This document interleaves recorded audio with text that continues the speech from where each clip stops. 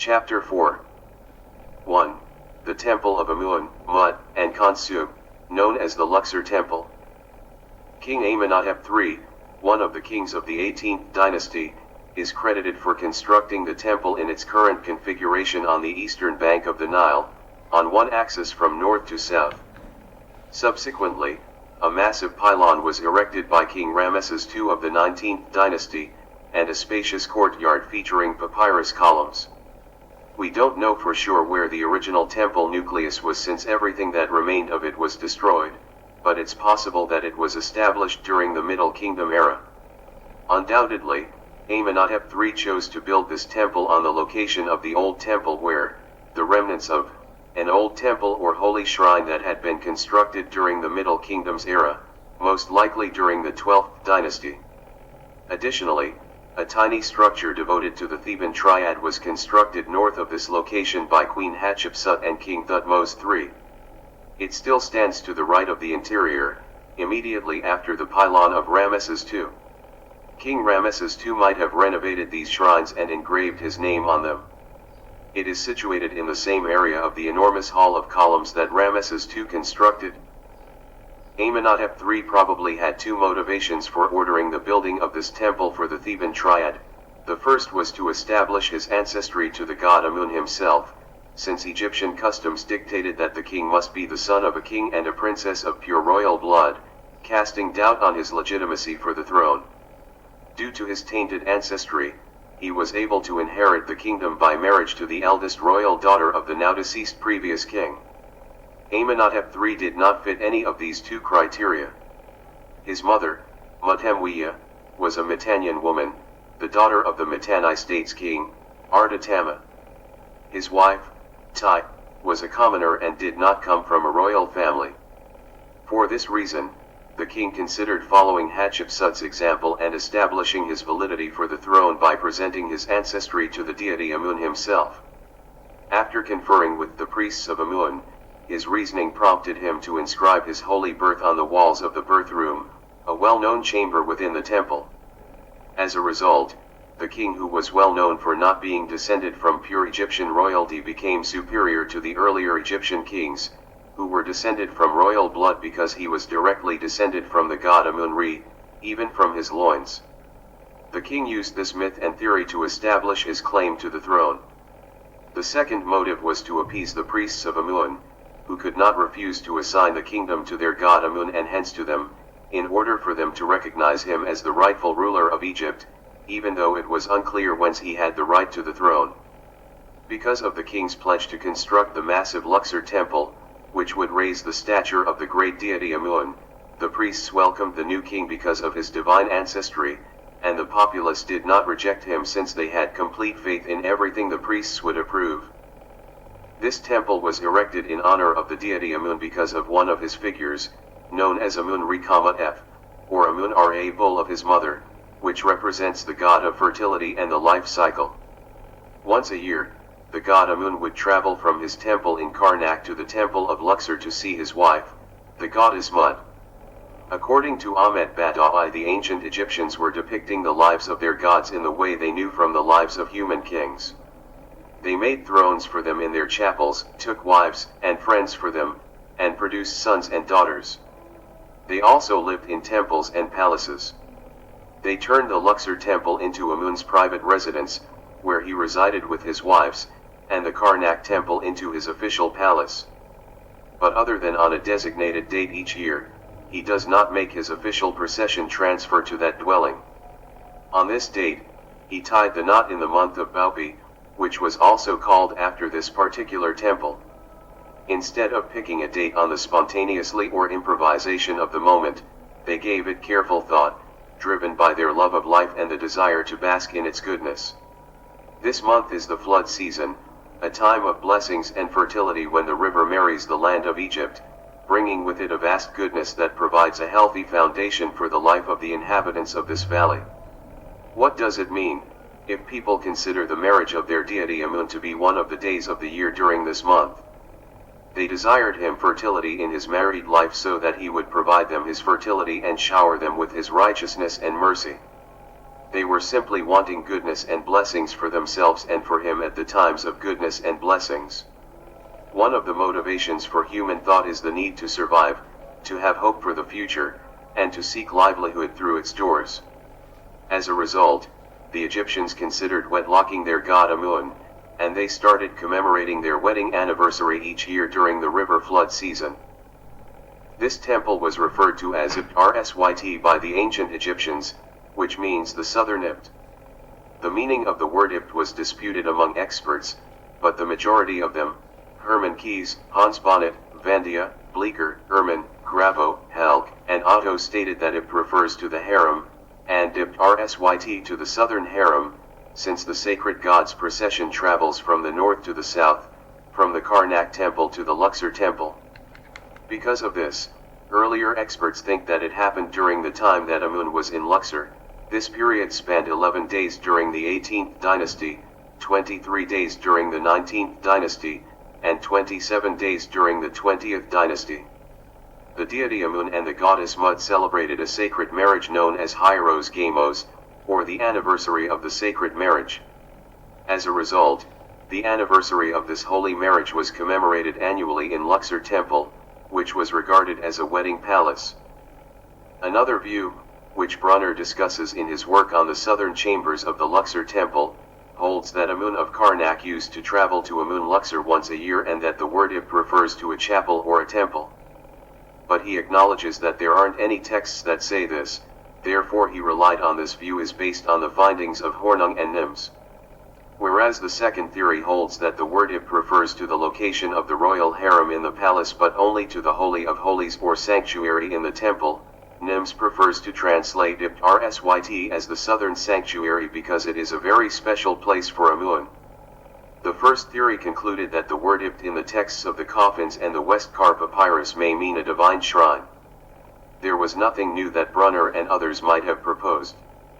Sethe came to the conclusion that the term Ibt might mean the southern chapel in 1907, but he later had changed his mind in 1929 and ended up favoring the translation southern harem. In light of this viewpoint, the question that needs to be addressed is, what is the motivation behind the southern chapel's establishment? In contrast to the idea of sacred marriage, which was supported by any examples found in ancient Egyptian temples dating back to the Ptolemaic era, which explain in text and scene the departure of the goddess Hathor, the goddess of Dendera, and her annual procession to her husband, Horus, the lord of Edfu, spent 15 days. There are no comparable examples of such a visit between the gods, either before, during, or after the era of the New Kingdom. Amenhotep III gave his engineer, Amenhotep son of Habu, instructions to construct a group of buildings, which he most likely started in the south, where the Middle Kingdom temple was located, with the Holy of Holies. He finished them with the luxurious corridor, which is made up of 2 rows of columns that end with capitals shaped like an open papyrus flower. The main objective of building any temple, as we know, is to locate the proper location for the god statue first and then erect the necessary warehouses around it. Throughout the king's lifetime, the work was not completed. After him his son Amenhotep IV, Akhenaten, took the throne. Amenhotep IV worshipped the god Aten and even removed Amun's name from his father's inscriptions in the temple. This magnificent passage was completed by Tutankhamun and Horemheb. Rameses II gave the order to his architect Bakan Khonsu, tomb number 35, during the 19th dynasty to build the spacious open courtyard with columns, as well as to construct a massive pylon with 6 king statues and 2 obelisks in front of it. Christians built a church in the 7th century in one of its southern sections, and Muslims constructed a mosque in the 13th century during the Fatimid dynasty. This mosque is called the Mosque of Sidi Yosef Abu al-Haggag, and it is visible directly to the left of the interior in Ramesses II's courtyard. The Arabs named this temple Luxor upon seeing these enormous buildings that bore a striking resemblance to their palaces. As evidenced by the word Kasra means palace appearing in the names of numerous temples from the time of Ptolemaic and Roman rule in Egypt, such as Kasra Ibram in Nubia and Kasra el Banat in northwest of Fayoum, Kasra el Aguz in Medinet Habu, Kasra Karun in Fayoum, etc. All of them are Arabic names that the Arabs gave to these temples when they first saw them. An overview of the temple. The Sphinx Avenue. The 30th dynasty king Nectanebo I, whose during his reign this road was constructed, is represented by sphinx-shaped statues on either side of the avenue paved with stone tiles that leads to the temple. This route went south of the Karnak complex, where is the temple of Khonsu. The Avenue of Rams, which originated during Amenhotep III's reign, was replaced with this route. This is indicated by some statues that bore his name near the temple of Khonsu's southern gate. The Sphinx, which depicts a lion with King Nectanebo's head, was carved from a single block of sandstone. The statue was positioned on a 120 by 230 centimeters rectangular base, with more than 500 statues, up to 850 maximum, on either side. The route continues south of the Karnak complex to the temple of Khonsu. Identifying the route and highlighting the axis of the procession of celebrations, whether royal or divine, may be the aim of this road. The two obelisks. Two pink granite obelisks preceded King Ramses II's pylon. The western, right, of these obelisks has been adorning Paris's Place de la Concorde since 1936.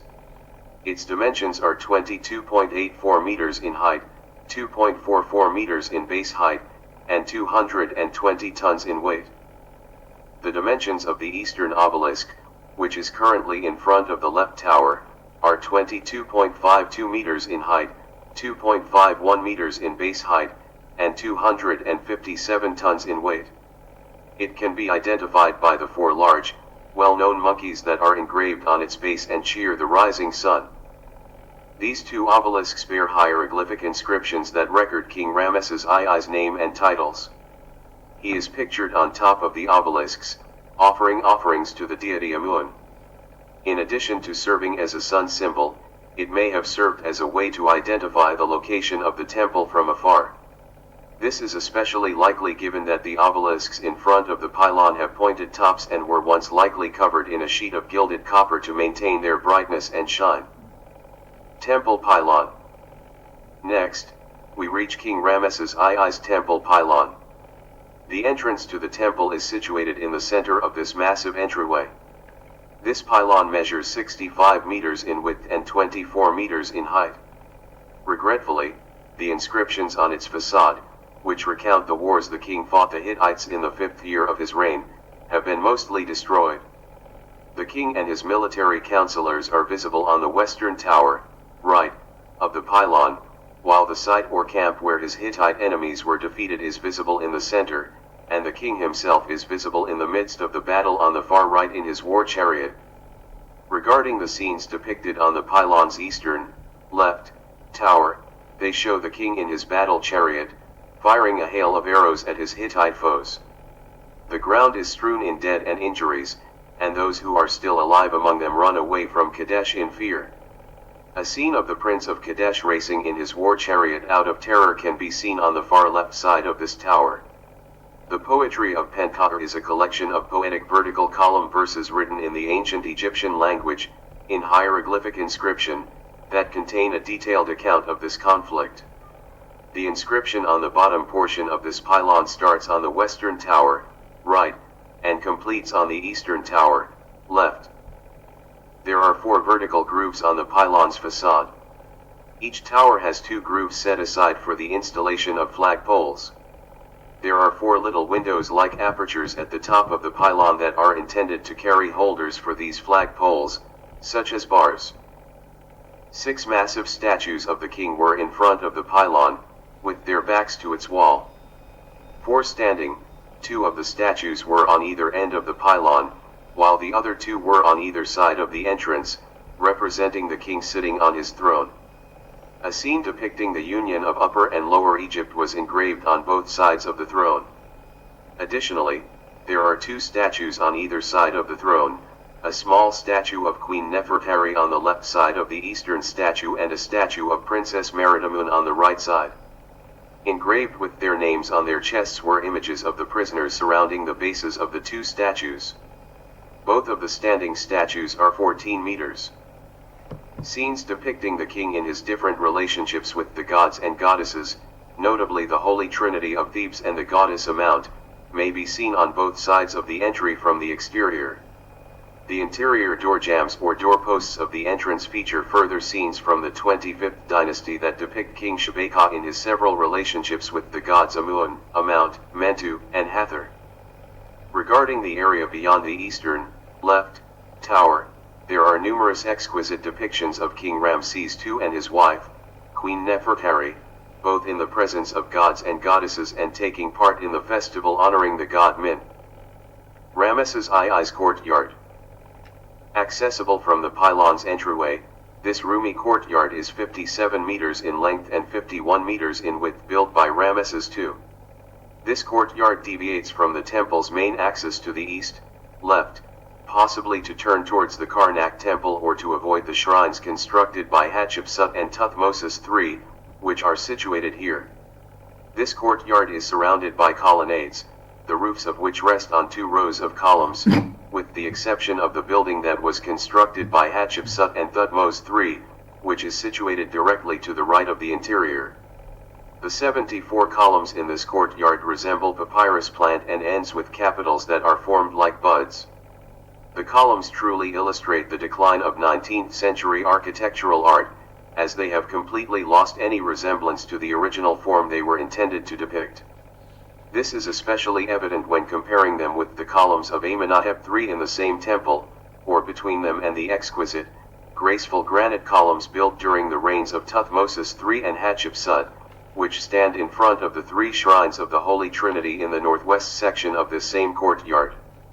Except for 2 sitting statues on either side of the entrance leading to the massive hallway constructed by Amenhotep III, the statues of King Rameses II in between the front columns in the southern half of this courtyard are all standing.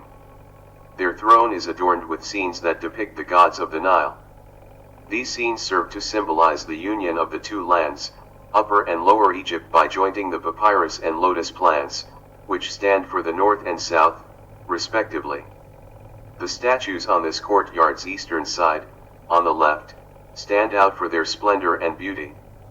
The majority of those built on the western side, right, were destroyed. Whether they are standing or seated, some of them also include a tiny image of Queen Nefertari carved or sculpted next to one of the king's legs, like a little statue. This courtyard was called the Temple of Rameses II, united with eternity, or forever. These walls of this spacious courtyard are decorated with a variety of scenes representing the sacred offerings and defeated foreign peoples. The courtyard's southwest wall, which depicts the entire facade of the Luxor Temple and includes the pylon with its 6 statues, 4 flags, and 2 obelisks, is one of the most significant scenes to be seen. To the right of the viewer, we see a procession led by the princes, who are the sons of Rameses II, and then large, elaborately decorated livestock sacrifices that will probably be offered as a sacrifice to the gods, a continuation of the scene on the western wall, where the princesses are the daughters of Rameses II. The shrines of Thutmose III and Hatshepsut. They are located in the northwest corner of Rameses II's courtyard. Although some think Rameses II, whose name is engraved on them, was the one who constructed them using stones he stole from the shrines of Hatshepsut and Thutmose III, others disagree and they think that they were built by Hatshepsut and Thutmose III. 4 elegant red granite columns that resemble a bunch of papyrus stems stand in front of these shrines. They rank among the most exquisite columns and demonstrate the excellent caliber of art of this age as well as the elegance of taste and artistic perfection. The columns' capitals, which depict tied papyrus stalks, are referred to as papyrus bud capitals to differentiate them from open papyrus capitals. A lace-like structure with coils is observed beneath the capital. The sacred boat of the deity Amun was to be housed in the center shrine, the goddess Mut's sacred boat was to be found in the western shrine, and the moon god Khonsu's son was to be found in the eastern shrine. In addition to other religious scenes, each shrine featured scenes depicting the burning of incense, purification, the offering of fats, and offerings to the holy boat of the god, or goddess, who possessed the shrine. The northeastern portion of this courtyard occupies the Abu al-Haggag Mosque. Courtyard of the 14 columns. Adjacent to Rameses II's courtyard are the ruins of the pylon that, in Amenhotep II's time, stood in for the temple's entrance. The magnificent passageway that follows has 2 rows of massive papyrus columns, each with 7 columns that end and top in capitals shaped like open papyrus flowers. The columns rise to a height of 16 meters. The huge blocks that once supported this corridor's ceiling are still in place. According to François Domas, Horemheb stole this hall after it was constructed by Tutankhamun. Nonetheless, the general consensus to date is that Amenhotep III constructed this hall, or hallway. When the Akhenaten revolution was put down after his death, Tutankhamun returned to work in it. The Holy Hall was built piece by Horemheb until it took on its current shape. It is thought by some that Amenhotep III intended to build a massive hall of columns, but he died after finishing the middle 2 rows. It was not meant for anything other than that, according to archaeological engineer Engelbach, even though he believes that this corridor's current configuration accomplished its original engineering purpose, as if it was a guard of honor waiting for the arrival of a god or king, especially on Opet Festival. There were additional records of Opet Festival celebrations on the walls of this hallway, which probably go all the way back to Tutankhamun's time. It shows the yearly festivities on the Nile during the annual visit of the Karnak deity Amun to the Luxor Temple. The massive Amun boat was one of the Holy Trinity's ships that were part of the procession. Its front and rear are identified by the heads of a ram, which stands in for the god Amun, while the heads of women, each topped with a vulture, or eagle, crown, adorn the boat of his wife, the goddess Mut. This could be because the ancient Egyptian language used this bird sign to write the word Mut. The son Khonsu's boat, which had falcon heads on it, was the 3rd boat. Priests, dancers, acrobats, musicians, soldiers, flag bearers, and other groups of people accompanied these boats. Scenes of the festival procession begin at the northernmost point of the western wall and continue southward until its end. Similarly, they move southernmost point of the eastern wall and continue northward until its end. However, the majority of the scenes have been damaged. On the western wall, scenes of the festival procession can be tracked in the following directions from north to south. 1.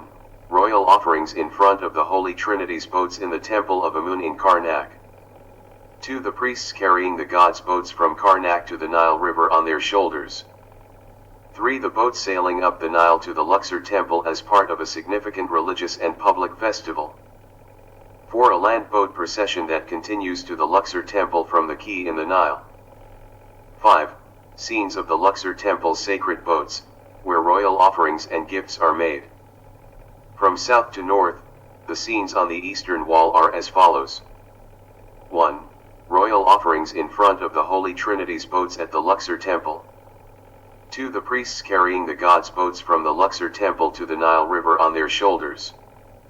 3. The boats sailing down the Nile to return to the Karnak Temple as part of a significant religious and public festival. 4. A land boat procession that continues to the Temple of Amun in Karnak from the quay in the Nile. 5. Scenes of royal offerings and gifts made in front of the sacred boats at the Karnak Temple of Amun. Horemheb's intelligence allowed him to be crowned at the Feast of Opet in Thebes. The names of Seti I, Rameses II, and Seti II were also inscribed on the walls of this huge passageway. Amenhotep II's courtyard. We now arrive at the large courtyard built by King Amenhotep III. It is 51 meters wide and 45 meters long. Most likely, it was intended for religious ceremonies in which the different classes of people participated. 2 rows of columns were erected on its 3 eastern, western and northern sides, shaped like bundles of papyrus bud stems, totaling 64 columns. Unfortunately, most of the roof stones that were resting on the lintels of the columns had fallen, and thus we cannot see the bright light and the dark shadow for which this courtyard was designed in this way. Most of the scenes of this courtyard have been destroyed. Compare here the immensity of King Rameses II ND's columns and the agility of Amenhotep III RD's columns. Luxor Temple Cache. In February 1989, while conducting special tests to reinforce Amenhotep III's courtyard following the discovery that parts of the columns were tilting, the Egyptian Antiquities Authority discovered a collection of unusual statues depicting various gods and kings. Excavations began on February 9 and continued until March 29 of the same year, when a base for 2 statues was discovered in the western side of the courtyard at a depth of more than 50 centimeters. Among the findings of these excavations was a collection of statues, the most significant of which are perhaps the following. One statue, which unites the gods Atum, Lord of Heliopolis, and King Horemheb with a single diorite base, is one of the few remaining examples of ancient Egyptian sculpture. The king's statue was depicted kneeling, with the royal uraeus, cobra, and fake royal beard, along with the headdress known as nemes. He was holding 2 vessels, called Nu, for the god, who was depicted as a human being with a double crown and a fake divine beard. The god was seated on his throne, with his left hand holding the sign of life, Ankh, on his thigh. The scenes depicting the gods of the Nile that adorned the throne seat attested to the unity of Upper and Lower Egypt by joining the papyrus plant, which stands for the north, and the lotus plant, which stands for the south. A 2.5 meter tall quartzite stone figure of King Amenhotep III. He is holding a mech sign in each hand, wearing a double crown, and standing on a base that resembles a sled or sledge. 3. A diorite stone statue depicting the goddess Hathor in human form. With her right hand resting on her thigh and the symbol of life, Ankh, in her left, she is seated on her throne. Her characteristic crown, which symbolizes the sun's disk between a cow's horns, crowns her. Its height is 170 and it dates back to King Amenhotep III's era. 4. A statue of the goddess Iyunit, also known as Iyunet or Iyunit, depicting her seated in a human form with a breast-grazing wig. She is with the god Mentu and the goddess Thanet, the holy trinity of the city of Armant, and she is holding in her right hand the sign of life, Ankh, which is placed on her thigh. 5. An Egyptian statue made of alabaster that depicts a reclining sphinx from King Tutankhamun's reign and is decorated with double crown of both Upper and Lower Egypt. 6. A statue of the god Kama-F in the shape of a cobra snake that dates back to King Taharka's reign and is carved out of gray granite stone with a rectangular base. It stands 140 centimeters tall. This cache contained more than 22 statues in addition to a few late-period vessels. Hall of Columns. Behind the ceremonial courtyard, we find the Hall of Columns. It includes 4 rows of columns that have been shaped like bundles of papyrus bud stems, and each row has 8 columns. It can be considered a hall for the manifestation of God, radiance, and appearance, where the statue of the god manifests, or shines or appears, when he emerges from the sanctuary. Time has only preserved a few scenes that can be traced on the lower part of the eastern, left, and southern wall of this hall, where we see scenes of the various regions of Egypt represented by the god of the Nile carrying gifts and offerings, and these offerings may indicate the products of the regions. Additionally, we see a scene depicting Amenhotep III in front of the Theban gods on the eastern, left, wall. Some columns and walls in this hall have the names of Seti I, Rameses II, III, IV, and VI. 2 small shrines are located inside the Hall of Columns' southern wall. The right entrance leads to the god Khonsu's western shrine, while the left, which is next to the hall with 8 columns, is where the goddess Mut is located, next to the god Khonsu's eastern, left, shrine. Near the Khonsu shrine on the western, right, side, we also notice the entrance to a destroyed staircase. Arnold thinks that the sacred boat was assigned to each of the 2 shrines, the eastern, left, for the goddess Mut and the western, right, for the god Khonsu. A straightforward stairway that leads to a hall with 8 columns may be found in the center of the Hall of Columns' southern wall. When it was converted into an imperial cult sanctuary of the Roman emperors during the Roman era, from 30 BC to 395 AD, it was taken down.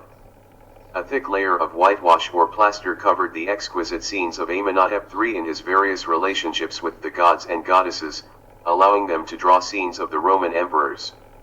The entrance to the Holy of Holies was closed and turned into a cavity, an apse, on either side of which a Corinthian column of granite was erected. With time, a portion of this layer peeled off to show the scenes beneath it. These scenes, which depict King Amenhotep III in a variety of religious scenes, lead Arnold to assume that this hall is a part of the Hall of Manifestation. The scene depicted on the eastern portion of the southern wall, where the king is seen kneeling before Amun and the lioness-headed goddess Mut crowning him, is perhaps the most significant of these scenes. This hall also has two small chambers, one at the end of the western wall on the right and the other at the end of the eastern wall on the left. Holy Boat Chapel. Next, we enter a hall with 4 columns, which Alexander the Great later removed, through the door, which was created in the recess, apse.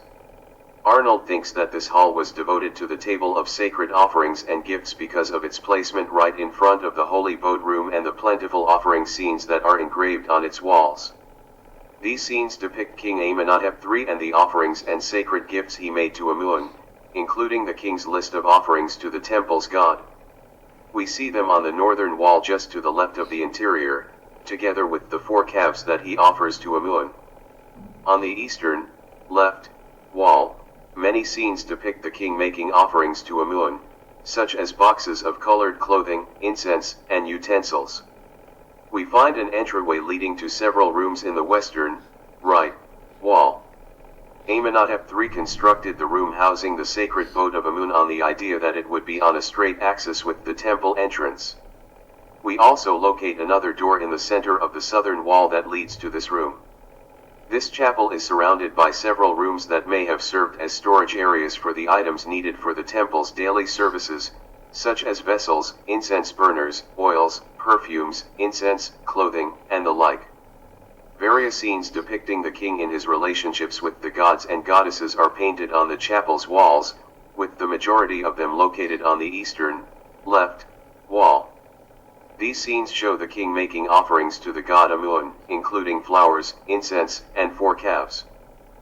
4 columns supported the room ceiling, but they were taken down when Alexander the Great, in 332 BC, decided to build a sacred chapel for the deity Amun's sacred boat and positioned it in the center of the chamber, which Amenhotep III had constructed. It's the chapel that's currently called Alexander's Chapel, and the walls inside and outside show Alexander in his different relationships with the Theban triad. The scene that depicts the various stages of entering the temple is perhaps one of the most significant exterior scenes. It is important to highlight the stark contrast between the delicate and exquisite art of Amenhotep III's reign and the exaggerated and unbeautiful art of Alexander's rule. Birth room. An entryway leading to a side chamber with 3 columns is found in the holy boat room's eastern wall. Its northern wall includes an entrance that connects to a different room with 3 columns also and a historical significance. It's the room commonly referred to as the birth room, so named because of the scenes depicting the divine birth of King Amenhotep III. As previously mentioned, the king used this recording to verify his ancestry to the god Amun himself, since his father, King Thutmose IV, had married a Mitannian princess from the Mitannians, who is Mut-Emoya, the daughter of the Mitanni king Artatama. As far as we know, this foreign princess lacks Egyptian royal blood. Because of this, King Amenhotep III, their son, felt forced to establish his right to the throne by demonstrating his ancestry to the deity Amun, just as Queen Hatshepsut had done before him. It is important to remember that King Amenhotep III was motive to construct the entire Luxor Temple for this birth chamber, was one of the main reasons. The scenes engraved on the southern wall depict the king's succession to the throne, while the scenes on the western wall show 3 registers that symbolize the sacred birth with the aid of the gods and goddesses. Nevertheless, a significant portion of the sequences have been shattered and the majority are broken. What appears in the bottom register, which shows as follows from right to left, is perhaps one of the most significant scenes. The god Jehudi, also known as Thoth, leads Amun to the chamber of Queen Mut-Emoyo to replace her husband, King Thutmose IV. The scene shows the god Amun and the queen sitting on a bed carried by the goddesses Selkut and Neith, which resembles the sign of the sky in ancient Egyptian language. Finally, the god Num creates two children, Amenhotep III and his soul or spirit, Ka, on a potter's wheel. We reach a hall with 12 columns divided into 2 rows through an entrance in the southern wall of the holy boat chamber. Based on its scenes, Arnold believed that this hall was meant to serve as the offering table for the god statue in the Holy of Holies, which was situated in the middle room that followed it.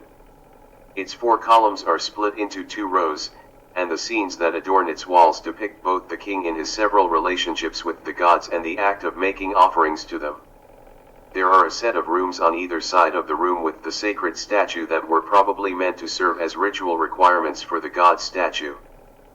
The Asian wars of King Rameses II are shown in the outside scenes on the temple's eastern, left, and western, right, walls. The Luxor Temple was roughly 190 meters long during Amenhotep III's reign, and Rameses II extended it by 66 meters. As a result, its overall length is now 255.9 meters and its maximum width is 54.4 meters.